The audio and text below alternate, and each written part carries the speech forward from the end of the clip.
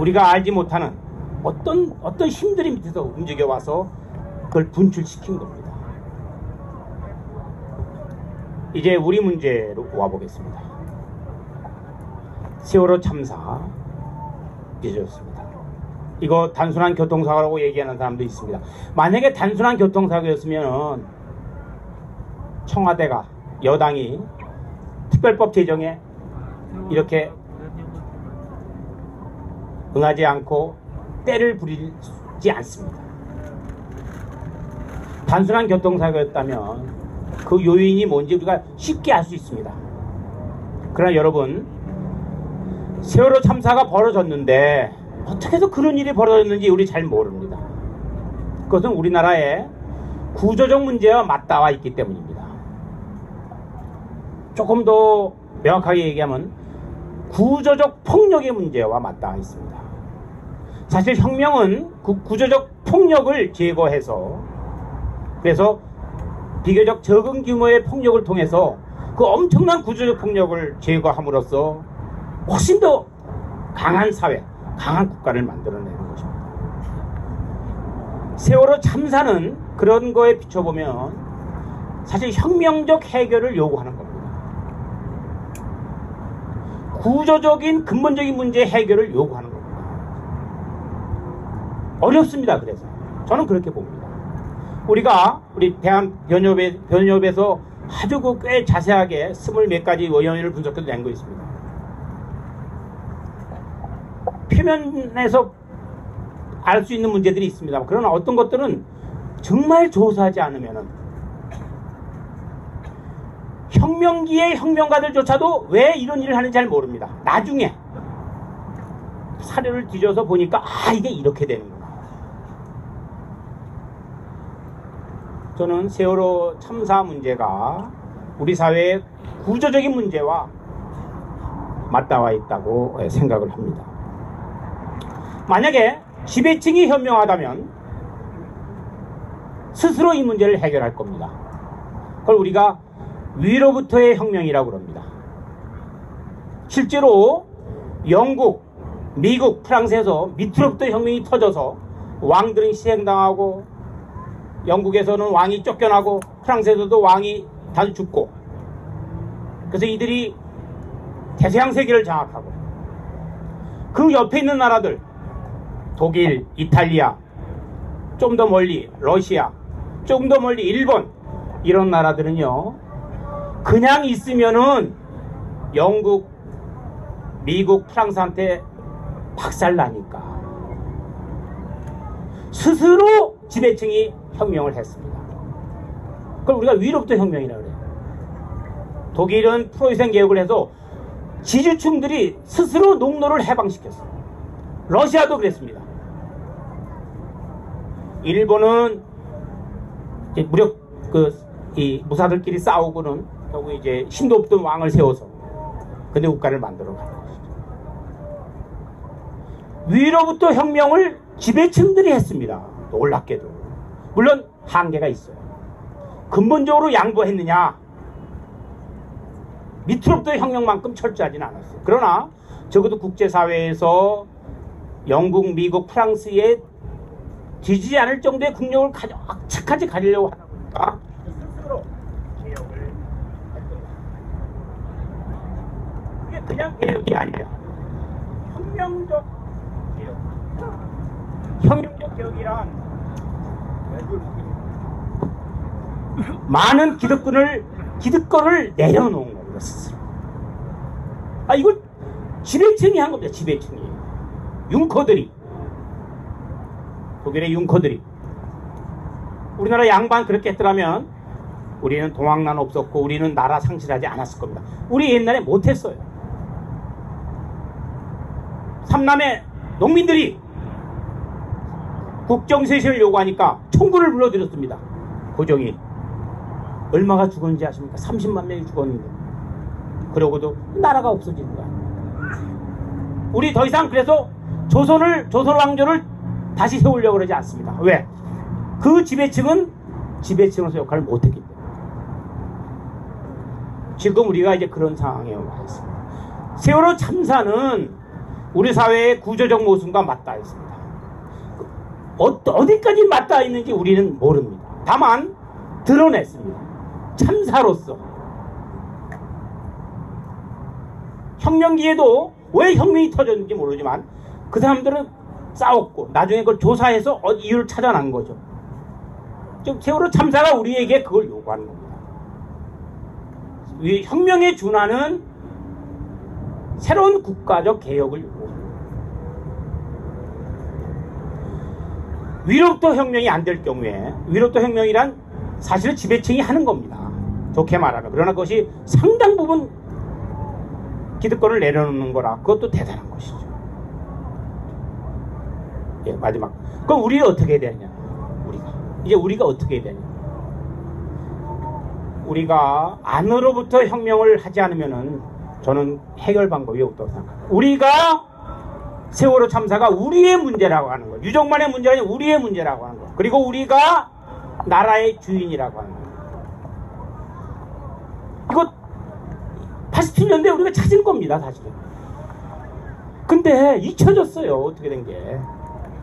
자본 독재의 엄청난 힘에 의해서 잊혀졌어요. 우리가 주인인 걸 모릅니다. 다 모순이 돼가고 있어요.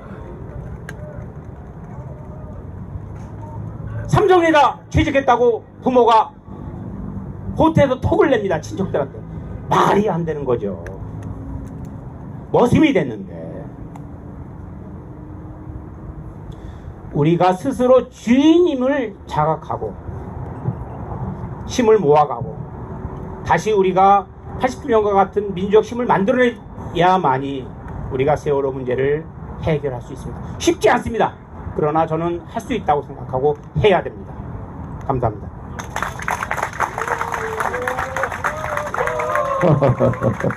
처음엔 아주 강의하시는 것처럼 조용히 시작하시더니 혁명을 얘기하셨습니다. 네.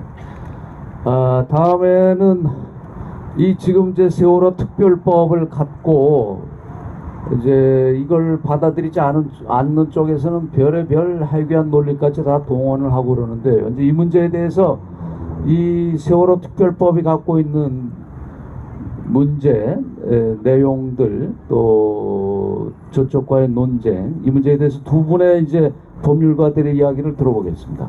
먼저 민변의 권영국 변호사님께 부탁드립니다. 박수 좀 쳐주세요. 예, 아마 광장토론회가 여러분도 익숙하지 않고 저도 익숙하지 않은데 한꺼번에 다 얘기를 해야 될지 끊어서 얘기해야 될지 사실 좀 감은 잘 안 잡힙니다. 김희수 변호사님이 계시기 때문에 저는 개략적으로 우선 말씀을 드리고 부족한 부분은 다시 말씀을 드리겠습니다. 우선 그 형사사법체계라는 것은 기본적인 이념이 실체 진실의 발견에 있다고 배웠습니다. 그리고 실제로 사법체계라는 것은 실체 그 진실을 규명해서 정의를 세우는 것이다. 이렇게 교과서에는 되어 있는데, 만약에 그 사법체계가 진실을 밝혀서 정의를 세우지 못한다면 그 사법체계는 더 이상 우리 헌법체계 또는 우리가 얘기하고 있는 사법체계에 맞지 않습니다. 그런 사법체계는 바꿔야 됩니다. 지금 현재 기존의 검찰이나 기존의 경찰이나 다른 조사기관에 의해서 세월호 참사의 진상을 제대로 밝혀내지 못한다면 이 체계를 뒤엎어야 된다는 거죠. 사실은 권력의 눈치 보는 이런 체계를 가지고는 진실을 가지고 정의를 세우지 못한다라는 것이 지금 입증되고 있죠, 여러분. 만약 그렇다면 사실은 기존의 사법체계를 한번 뒤엎어야 된다. 아니면 그 사법체계와 좀 더 다른 독립된 뭔가 사법체계 필요하다. 이렇게 얘기를 해야 되는데, 지금 집권 여당이나 청와대나 또는 매우 극우적인 세력들은 사법체계의 근간을 흔든다. 맞습니다. 지금 현재 기득권층을 옹호하는 그 사법체계를 가지고는 지금 교수님 얘기한 것처럼 구조적이고 근본적인 문제를 전혀 접근할 수가 없다. 그렇기 때문에 기존의 사법체계하고 조금 다른 뭔가를 한번 해보자. 라고 발의했던 것이 이번 세월호 특별법의 진실이다, 이렇게 얘기할 수 있는데 맞습니까? 사회자가 쪽지를 줄 때까지 그럼 얘기를 할 수밖에 없는데 양해를 구하겠습니다. 몇 가지 한번 저들이 얘기하고 있는 사법체계를 흔들고 있다, 또는 헌법의 본질, 헌법의 원칙을 전면적으로 전도시키려고 한다, 이런 이제 망발을 퍼뜨리고 있는데 몇 가지 얘기하겠습니다. 우선 수사권 기소권을 달라고 하는 것은 자력구제 금지 원칙에 위배된다 라고 하는데, 자력구제라는 것은 형벌권을 국가가 지금 행사하고 있습니다. 개인이 사적인 물리력으로 형벌권을 행사하지 마라. 다시 얘기하면 직접 가서 주먹으로 응징하지 말라. 수사와 기소를 하겠다는데 주먹으로 응징하는 겁니까? 전혀 맞지 않는 얘기. 전혀 달리 얘기하면 수사나 조사는 형벌권을 행사하기 위한 이전 단계에서 진실을 찾아가는 과정입니다. 그런데 갑자기 주먹을 왜 뻗쳐 이렇게 얘기를 하면 이거는 체계도 안 맞고 논리적으로 매우 몰상식한 얘기를 하고 있는 겁니다. 맞습니까? 그래서 지금 현재 특별법이 가지고 있는 수사권 기소권의 얘기는 자력구제하고 전혀 무관한 것이다, 이렇게 정리가 가능합니다. 그 다음 두 번째는 이거를 마치 진상조사위원회에 기소권과 수사권을 달라 이렇게 했더니 사인소추다, 개인이 소추하는 것이다. 달리 얘기하면 피해자가 직접 가해자를 직접 기소하는 것이다. 이것은 우리 사법체계에 맞지 않다 라고 얘기를 하는데, 이것도 완전히 엉터리입니다. 형사소송법 우리 246조에는 공소는 검사가 제기하여 수행한다 이렇게 되어 있습니다. 검사가 수행한다고 되어 있기 때문에 국가의 공무원이 하기 때문에 국가소추주의 이렇게 얘기하고 있는데,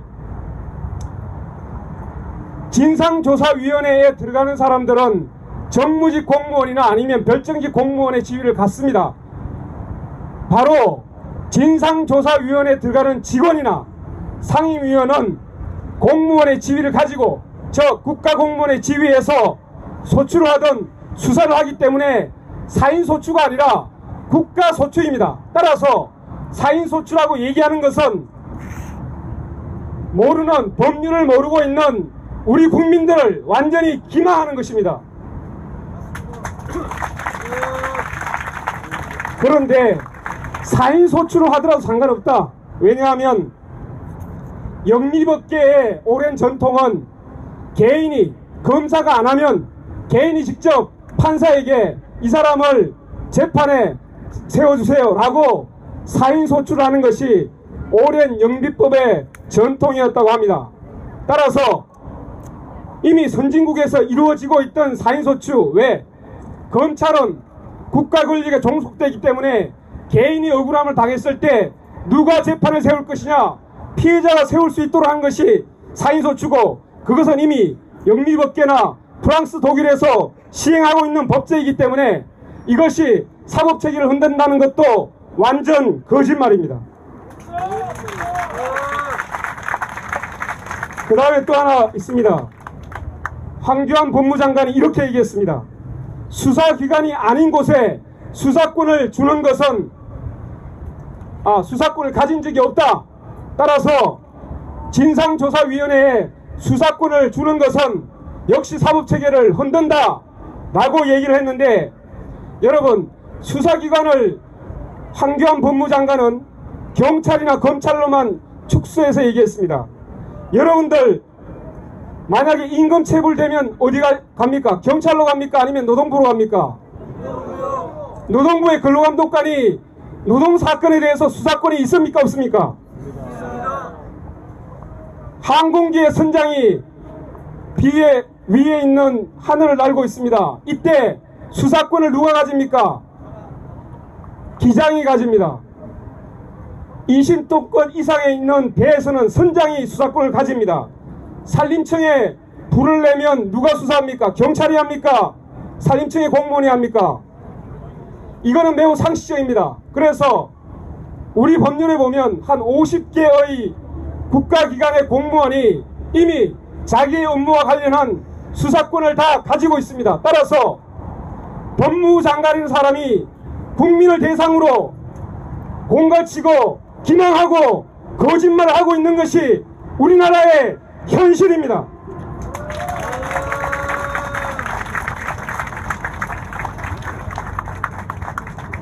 줄여야 될 것 같습니다. 마지막으로 검사에게 기소 독점이다. 이러한 우리나라의 기소 독점주의에 비추어 볼 때 사법체계를 헛는다 라고 얘기를 합니다. 이건 무슨 얘기냐? 진상조사위원회에 검사의 지위와 권한을 주는 것은 검찰청에 있는 검사 외에 기소권을 주기 때문에 역시 안 된다 이렇게 얘기를 하는데, 검사는 헌법에서 부여하는 권리가 아닙니다. 검찰청법 즉 법률에서 검사의 지위와 권한을 부여할 뿐입니다. 따라서 법률에서 지위와 권한을 부여하면 됩니다. 그런데 검찰청법의 검사는 사법연수원 졸업한 사람, 변호사 시험 합격해서 6개월 수석 끝난 사람이면 검사가 됩니다. 그런데 지금 현재 세월호 특별법에 검사 지위를 누릴 수 있는 사람은 판사, 검사, 변호사, 군 법무관 최소한 10년 이상 재직한 자, 그 중에 상임위원회에 대해서만 검사의 지위와 권한을 부여하겠다고 했습니다. 누가 더 법률에 대해서 박식한 사람입니까? 특별조사위원회에 10년 이상 법조계에서 근무한 변호사가, 판사가, 검사가 훨씬 더 전문적인 법률가인데 이것이 어떻게 사법체계를 흔들고 있다는 건지 정말로 법률가로서 치욕스럽다고 말씀드리겠습니다. 고맙습니다.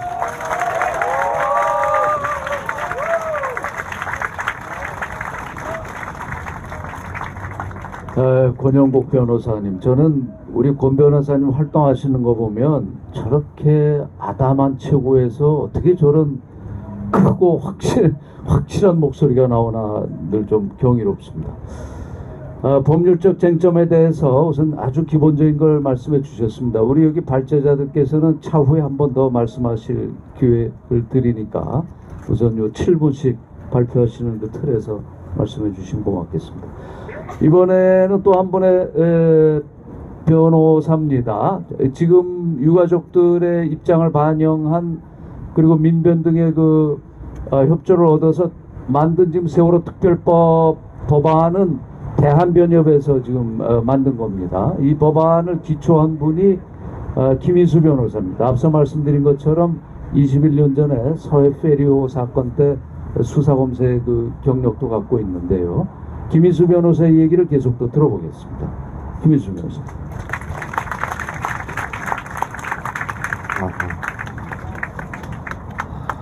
이 광장 토론이라고 하는 걸 저도 뭐 처음 해보는 일이어서 굉장히 좀 어색합니다.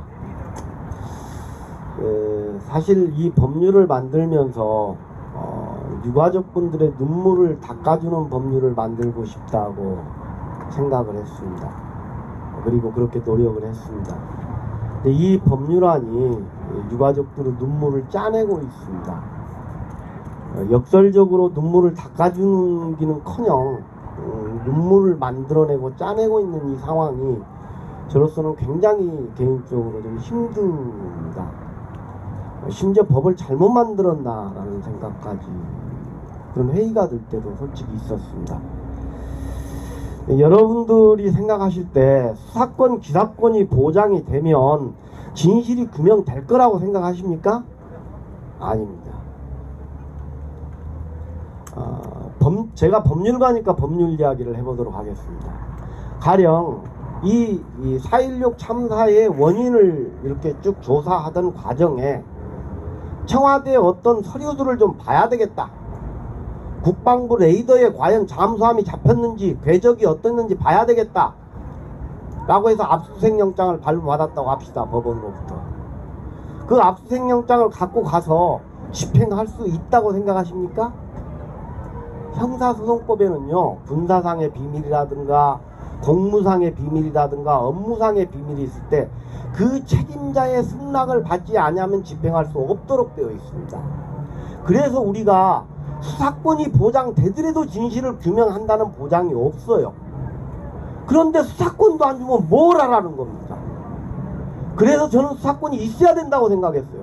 수사권이 있어도 진실 규명을 하기가 그렇게 힘든데 수사권마저도 안 주고 무엇을 하겠다라는 겁니다. 두 번째, 저희들이 특별검사를 11번 했습니다. 여러 가지 검사가 수사하고, 우리나라 대한민국 검사는요, 전 세계에서 가장 막강한 권한을 갖고 있는 검사입니다. 이건 제 이야기가 아니고요, 우리 그 형사법을 전문하는 모든 학자들의 공통된 지적입니다.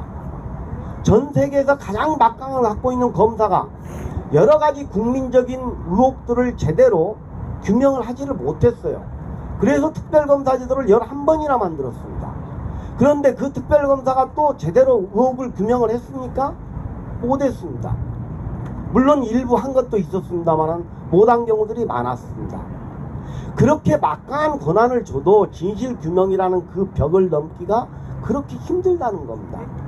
그래서 저희들이 고민했던 것은 최소한 수사권은 보장이 돼야만이 그나마 진실의 옆에 다가갈 수라도 있다라고 생각을 한 겁니다.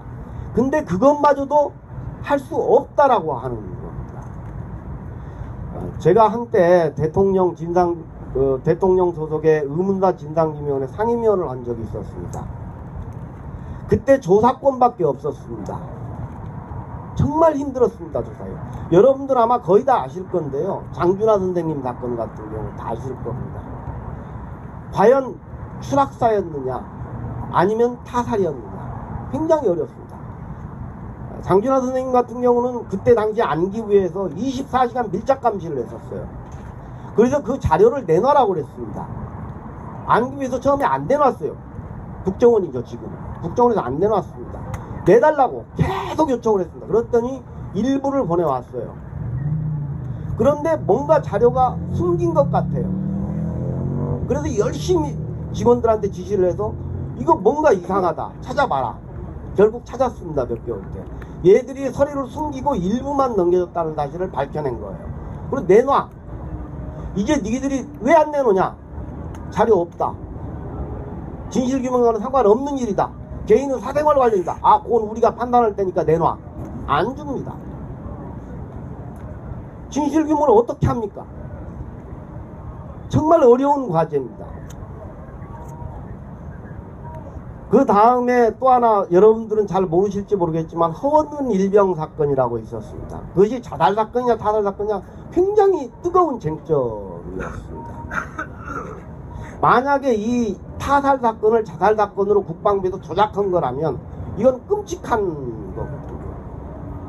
그 사건을 조사를 했는데 국방부에서 자료를 안 주는 겁니다. 달라고 했죠. 안 주는 거예요. 결국은 자료를 갖고 있다는 사실도 알고 있었어요. 그래서 조사관이 갔죠. 그랬더니 그쪽 국방부에 소속되어 있는 임모 하사 중상과 상상은 잘 기억이 안 나는데요. 어쨌든 그 군인이 저희 조사관한테 대고 권총을 쐈어요. 공포탄이었다는 건 나중에 밝혀졌지만 공포탄을 쏘고 수갑을 채웠어요. 조사관들한테. 자료 안 넘겨줬어요. 어떻게 조사? 어떻게 진실을 규명하란 말입니까? 그래서 최소한 수사권은 보장돼야 된다라고 판단을 했던 겁니다. 그래서 수사권을 줘도 우리가 진실 규명하기가 이렇게 어려운데 과연 수사권도 주지 않고서는 아무것도 할 수 없다라고 생각을 한 겁니다. 근데 이것이 결국은 이렇게 정치권들의 그런 거짓말 하는 것에 의해서 농락당하고 있는 걸 보면 법조인으로서 참담한 심정을 금할 수가 없습니다. 저는 법조인이고 보수적인 사람입니다. 그럼에도 불구하고 우리 법률가라고 하는 것이 최소한의 양식이 있을 거라고 저는 믿어왔습니다. 한데 지금 이 정부나 소위 법조인이라는 사람들이 지금 아까 우리 건변한테 쭉 말씀하셨지만 정말 말도 안 되는 새빨간 거짓말을 국민을 상대로 하고 있다는 겁니다. 법 논리적으로도 도대체 말이 안 되는 소리를 하고 있어요. 제가 그들하고 토론하면 정말 이길 자신 있어요. 그들 국민을 상대로 그렇게 거짓말을 해도 되는 건지 모르겠어요. 언젠가는 거짓말이라고 하는 것이 나타날 수밖에 없는 겁니다. 법률적으로 도저히 그들의 말이 새빨간 거짓말이라고 하는 걸 뻔히 알면서 국민을 상대로 기만을 하고 거짓말을 하고 계속하고 있습니다. 저 같은 사람이 이런 상황을 돌파할 능력은 전혀 없습니다. 그래서 제가 생각하는 건 그런 것들이었습니다. 솔직히 말씀드려서 법이 무엇 때문에 필요한가? 법치주의가 누구를 위해서 존재하는가? 법치주의는 무엇을 위해서 존재해야 하는가? 라는 질문을 여러분들한테 던지고 싶고요. 정말 아까 혁명 말씀을 하셨지만 우리 간디 선생님께서 그 소금밭으로 걸어갔듯이 몇십일 동안을 지금 그 길을 가고 있다고 저는 생각을 하고 있거든요. 정말 우리가 조세 거부 운동이라도 해야 되는 거 아닌가 저는 그렇게 생각을 하고 있습니다. 비폭력 불복종 시민 불복종 운동을 정말 거국적으로 해서 이 나라에 세금을 내지 말아서 나라가 왜 존재합니까? 저희가 세금을 왜 냅니까? 세금 안 내야 된다고 저는 생각해요. 이런 불복종 운동을 해야 된다고 저는 생각을 합니다. 예, 고맙습니다. 이제 열기가 조금씩 뜨거워지네요. 아니, 아까 이거 하기 전에 우리가 사전 모임할 때는 이렇게 과격하지 않았어요. 근데 이제, 이 시대가 스스로 보수적인 법률가라고 얘기를 했습니다. 시대가 이렇게 보수적인 분들까지 시민불복종 운동, 혁명을 얘기하게 합니다. 서화숙 기자가 지금 반론하실 순서인데 아직 못 오신 모양이에요.